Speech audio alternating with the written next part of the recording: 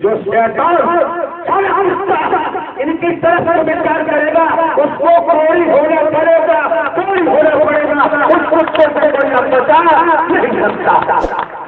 ध्यान रखिए, मैं बड़े स्पष्ट शब्दों में कहता हूँ, जहाँ गड़बड़ होती है, जहाँ केंद्र होते हैं, जहाँ और कुछ होता है, वहां से लोग देते हैं, वहां महीना बोला हुआ है, मैं जब ले आते हैं, वहां खुद करते हैं, खुद कराते हैं, वहां एक कदम नहीं रख सकते। चोर चोर मोचात भाई ऐसे हरामजादों को अब इनके कर्म से ही ब्रह्म की ऐसी दुर्गति करेंगे, इनका बदला संबंध। मैं पूरे संसार की बात कर रहा हूँ, एक जगह की बात नहीं कर रहा। दूसरे, मेरे पास सिक्योरिटी नाम की चीज नहीं है, एक चीज भी नहीं है, और मुझे इस जगत में किसी प्रकार का भय नहीं, क्योंकि जब मैं किसी का बुरा चाहता नहीं, बुरा करता नहीं, तो मुझे किसी से डरने की जरूरत नहीं। मैं दुकान नहीं चला रहा हूँ, मैं व्यापार नहीं कर रहा हूँ, मैं एजेंसी नहीं चला रहा हूँ। दूसरे जहाँ ढोंग पाखंड आडंबर की बात होती है, उच्च शिक्षा प्राप्त high school, intermediate, AA, AA में ऊंचे से पदों पर आरूढ़ होने के बाद भी आज हम ढोंग पाखंड आडंबर में संलिप्त करते हैं। नारायण साकार की संपूर्ण ब्रह्मांड में सदा सदा के लिए जय जयकार। नारायण साकार की संपूर्ण ब्रह्मांड में सदा सदा के लिए जय जयकार। साकार अजन्मा है, अविनाशी है, न कभी जन्म लेते हैं न कभी मरते हैं, हमेशा कायम धाम रहते हैं, ब्रह्मांड के महानायक हैं। साकार हरि परमात्मा को कभी शरीर मत समझ लेना, कभी तन मत समझ लेना, अनर्थ हो जाएगा। क्योंकि वेद कहता है, भले मेरे द्वारा किन्हीं शास्त्रों का कभी अध्ययन नहीं किया गया है, कभी स्वाध्याय नहीं किया गया है, कभी श्रवण नहीं किया गया है, हो सकता है आप महापुरुषों के मुखमंडल से सुना हो। द्वापर का लेख कहता है कि जो मुझे नर समझेगा वह नरक में जाएगा, और जो मुझे ब्रह्म समझेगा, मेरी बात को मानकर चल पड़ेगा, वो मेरे धाम को जाएगा। लेख कहता है, वेद बताता है। कहने वाले तो ग्वाला कहते रहे होंगे, कहने वाले चोर कहते रहे होंगे, छिनरा कहते रहे होंगे, कहने वाले कालिया कहते रहे होंगे, कहने वालों ने तो क्या क्या नहीं कहा होगा। और जिन्होंने समझा उन्होंने तो उनको किस रूप में देखा। राधे जी का नाम आता है, गोपिकाओं का नाम आता है, ग्वालों का नाम आता है, शास्त्र बताता है। जब वेद ऐसा कहता है, कहने वाले कहते रहे, क्या क्या नहीं कहते रहे। सबकी अपनी अपनी सोच हो, जो जिस दुनिया में डूबा हुआ है उसकी वही सोच बन सकती है, दूसरी सोच बनना आसान काम नहीं दे जाता है। जिन्हें वनवासी कहते रहे, लेख कहता है क्या हुआ। जिन्हें नानक देखो पुरैया कहते रहे, क्या क्या नहीं कहा, लेख कहता है। विष्णु को क्या क्या कहते रहे, लेख कहता है। इतिहास बताता है परिणाम क्या निकला। और हमने कोई जग जाहिर कर दिया है, हम कोई गुरु नहीं, हम कोई सदगुरु नहीं, हम कोई साधु नहीं है, हम कोई महात्मा नहीं है, हम कोई धर्माधिकारी नहीं है, हम कोई मंडलेश्वर नहीं है, हम कोई शंकराचार्य नहीं है। हमको खेतों में हल चलाने की आदत है। जब जैसा मौका होता है वैसे हल रोक देते हैं, और उस हल को रोकना जगत में किसी के बस की बात। और भी ध्यान रखें, जब आपका आगमन इस मानव मंगल मिलन सद्भावना समागम में हुआ है, तो उद्देश्य क्या है? ये उद्देश्य परब्रह्म परमात्मा साकार हरि का है, किसी आदमी का नहीं है। उद्देश्य है मानवता, भाईचारा, अनेकता में एकता, मानव मानव को गले लगाना, मानव मानव से प्रेम करना। बिखरी हुई टूटी हुई मानवता को जोड़ना और प्रीतना नम्रता सहनशीलता के गुणों को बेहतर करना, ये उद्देश्य है। और सबसे बड़ा उद्देश्य आपका है जो आप भूल चुके हैं वो याद कराना है, स्मरण कराना है, स्मृति पत्र दिया जाता है, रिमाइंडर दिया जाता है, चेताया जाता है कि आपको जो नारी का तन मिला है इसका उद्देश्य खेती बाड़ी नौकरी व्यापार करते हुए परिवार का लालन पालन करते हुए पर ब्रह्म परमात्मा साकार हरि को याद करते रहें और इंसान एक मानव कर्म के द्वारा बनकर और परिचय देते रहें। यही सबसे बड़ी भक्ति परमात्मा की भी है। और दूसरे ये भी ध्यान रखना, ये संसार है, जब तक चोर चोरी नहीं करेगा तब तक वो पकड़ा नहीं जा सकता। और ये भी ध्यान रखना, मैं आपको स्मरण करा रहा हूं, खेती बाड़ी नौकरी व्यापार करते हुए जब से जीव हुआ संसारी बंधा की तो मरकट नहीं। साकार हरि परमात्मा ने आप पर दया की है, कृपा की है, रहमत कर रहे हैं, बख्शिश कर रहे हैं और आपको उन्होंने साधारण किया, अपने दरबार में बुला लिया और आपको स्वयं सत्य अमर कथा श्रवण करा रहे हैं। सुनने से वंचित मत रह जाना।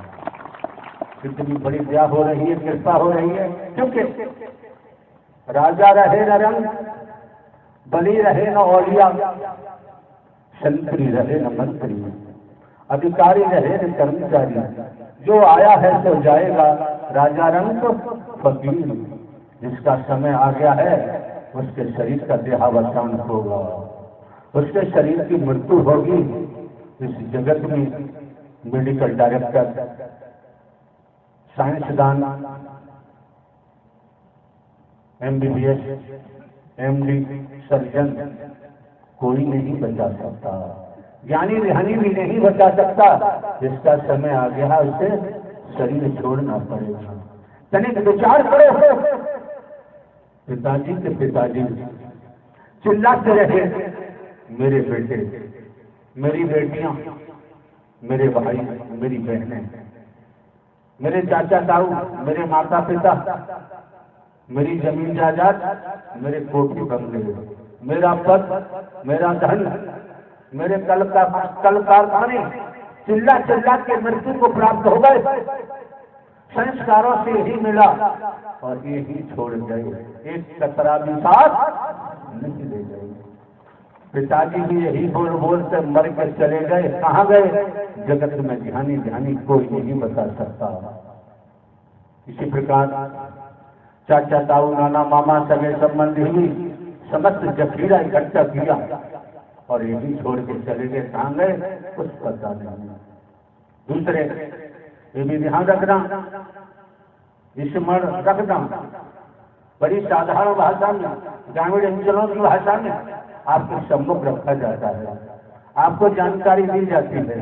कोई हिंदी के कृष्ण शब्द भी नहीं आपके सम्मुख रखे जाते जिससे आप सुनने से वंचित रह जाएंगे। क्योंकि मानव तन दुर्लभ है, मिले न बारंबार। जिस तरह से किसी वृक्ष पर, डाली पर कोई फल लगा हुआ है, अगर वो फल टूट कर जमीन पर गिर जाता है, लाख कोशिश करो उस फल को दोबारा डाली पर नहीं लगाया जा सकता। मैं अपनी खुद कथा बता रहा हूँ, खुद की।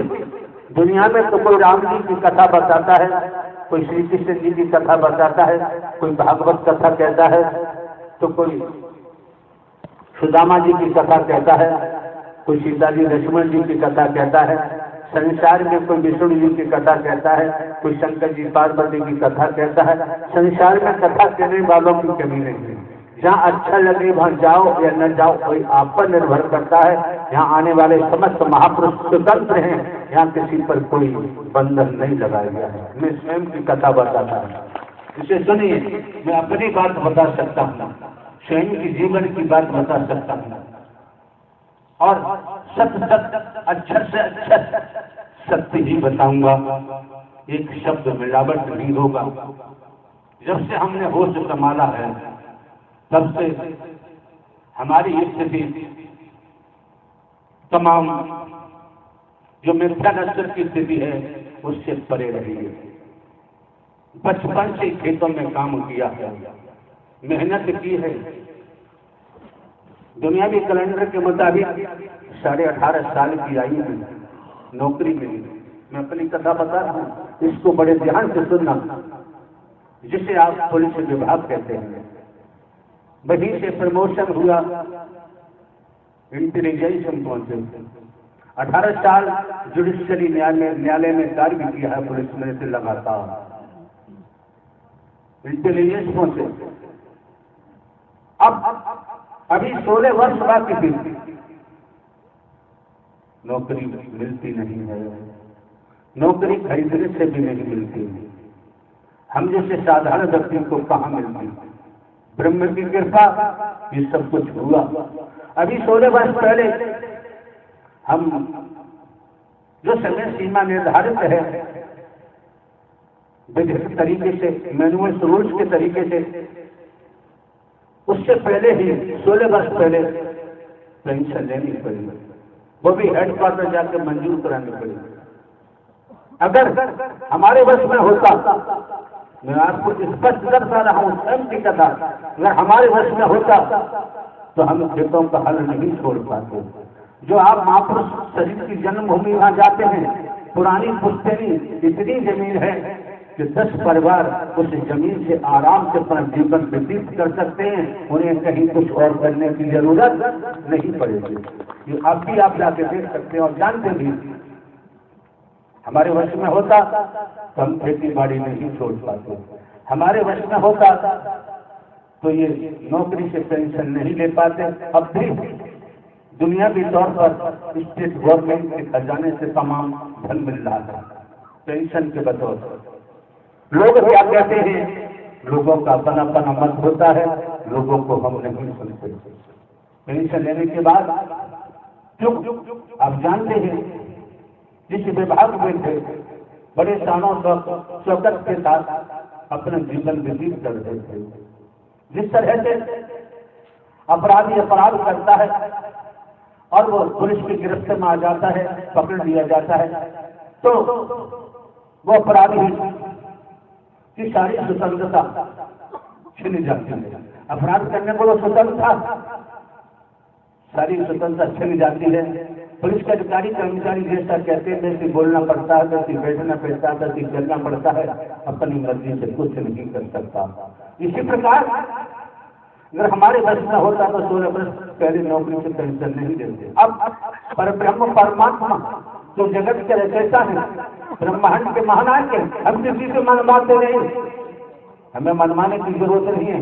उन्होंने हमें, हम परमात्मा के अपराधी हैं और परमात्मा ने हमें गिरफ्तार किया हुआ है। जैसे चलाते हैं वैसे ही शरीर चलता है, हमारे बस की बात नहीं रहती है। अब ये आप जाने आप क्यों आते हैं, आपको क्या मिलता क्या नहीं मिलता, ये आपका व्यक्तिगत मसला है, इसमें हमें कुछ कहने की जरूरत नहीं। इस अगर हरि परमात्मा ने हम पर दया की है, कृपा की है कि हमें मोह का गुलाम नहीं बनने दिया, ममता का गुलाम हमको नहीं बनने दिया, अहंकार का गुलाम हमको नहीं बनने दिया। इस साकार हरि परमात्मा की दया है, काम वासनाओं का हमें गुलाम नहीं बनने दिया, जाति पाति भेदभाव का हमें गुलाम नहीं बनने दिया। संसारी जो दास्ता है, जो संसारी बंधन है, उनसे छुटकारा दिलाकर और परमात्मा ने अपनी कस्टडी में लिया हुआ है। इस शरीर तो निमित्त मात्र है, यहाँ से जो कर रहे हैं वो परब्रह्म कर रहे हैं। क्योंकि आपने देखा है मेरा किसी प्रकार का कोई स्वार्थ है, नोट का, वोट का, रुपए पैसे, वस्तु पदार्थ का, सोना चांदी का, जमीन जायदाद का, हीरे मोती जवाहरात का, कंचन कामनी का मेरा कोई स्वार्थ है? बता दो। लोग क्या बचते हैं, लोग बचेंगे, उतनी ही शराब पैदा होगी, उतनी ही दुर्गति होगी। चाहे कोई जन साधारण हो, चाहे जन असाधारण हो, चाहे किसी पद पर तैनात हो, उसकी बुद्धि में कुछ विचारों के कीड़ा पड़ चुके हैं और उसी से उसका पतन होगा, उसी का सर्वनाश होगा। क्योंकि इतिहास बताता है, लंकापति रावण का नाम आता है, बाहुबली बताते हैं, सोने की लंका बताते हैं, क्या क्या नहीं बताते हैं, सम्राट बताते हैं, और जब ज्ञानी बताते हैं कुबुद्धि सवार हुई और पर स्त्री सीता जी का हरण कर डाला। क्या परिणाम हुआ? 1 लख पुत्र 1.25 लाख नाती रावण के घर दिया न बंद। हमने खेती बाड़ी की है, मजदूरी की है, सब कुछ किया हुआ है, और दुनियावी तौर पर जिसे आप असेंबली कहते हैं, विधानसभा कहते हैं, उस जिला में भी जाके बैठने का महीन मौका मिला है। हमने IPS को भी देखा है, IAS को भी देखा है, PPS को भी देखा है, PCS को भी देखा है, PCS को भी देखा है, मंत्री संतरियों को भी देखा है, जनसाधारण को भी देखा है, जनसाधारण को भी देखा है, कुर्सी भी देखी है और धन को भी देखा है। कोई कंजूसी हमारे पास नहीं है, लेकिन वो खोपड़ी हमारी कट चुकी है। अगर वो खोपड़ी होती तो हमारे पास तो समस्त चिट्ठा है, एक चपरासी, एक मजदूर से लेकर और जन असाधारण तक हम सब की जानते हैं, क्योंकि हमने पुलिस में रहकर 18 साल जुडिशरी में काम किया, इंटेलिजेंस में काम किया, हमने घास नहीं चली है, रात दिन मेहनत की है, तो सबकी क्रियाकलाप को अपनी हमें पता है कि चेहरा तो दिखाई देता है एक, लेकिन मुखौटे कितने हैं, लेकिन कब तक बचोगे? तुम्हारा कर्म ही तुम्हारा नाश कर देगा। तुम्हें सबसे अब जो सब आ रहे हैं, इन्हें सोचिए, ये भविष्य में पूर्णतया जब तक यहाँ से शब्दों की क्रिया हो रही है, जब तक प्रतिक्रिया नहीं हो जाएगी तब तक वो शब्द लौट कर मेरे पास नहीं आएगा। ये भी आपको बता देना चाहता हूँ। दूसरी ये भी समझिए, संसार के पहले तो हमने दर्शा दिया है कि मानव धर्म सत्य था, है और रहेगा। इससे ज्यादा हम कुछ नहीं कहना चाहते, कहने की आवश्यकता नहीं है। लेकिन जब आपका आगमन हुआ है तो संसार के जितने धर्म हैं वो मेरे थे और मेरे हैं, लेकिन जो ढोंग पाखंड आडंबर से परिपूर्ण है, जो भेदभाव से परिपूर्ण है, वो उनके हैं, उनसे ब्रह्म से कोई लेना देना। दूसरे ये भी ध्यान रखो, जो हो रहा है समाज में, पद पाकर धन खाकर चाल बदल गई, विचार बदल गया। क्यों बदल गया? केवल धन का लालच, भ्रष्टाचारी, बेईमानी, तो कुबुद्धि तो सवार होगी।